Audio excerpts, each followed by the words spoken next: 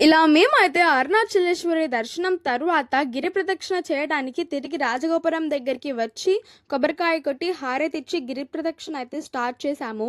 మేము గిరి ప్రదక్షిణ కాలినడకన కాకుండా ఆటోలో వెళ్ళాము.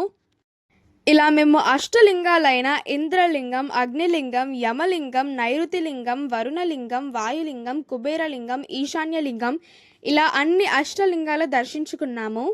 ఇంకా ఇక్కడ చూడండి, మోక్ష మార్గం దగ్గర అయితే కిలోమీటర్ పొడుగున లైన్ కట్టారు. మరి ప్రతి ఒక్కరికి ఉంటుంది కదండి మోక్షాన్ని పొందాలని. ఇంకా గిరి ప్రదక్షిణ చేసే చాలామంది భక్తులు అయితే కాలినడకనే చేస్తున్నారు.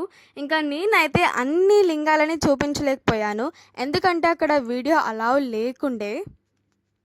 ఇలా గిరి ప్రదక్షిణ తర్వాత తిరిగి రాజగోపురం దగ్గరికి అయితే వచ్చి హారతి ఇచ్చాము.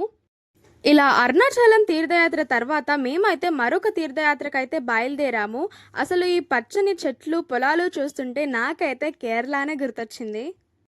ఇప్పుడు మేము మళ్ళీ ఏ ఆలయానికి వెళ్తున్నామో నెక్స్ట్ షాట్లో చెప్తాను. అంతవరకు వేచి ఉండండి. ఓం నమః శివాయ్.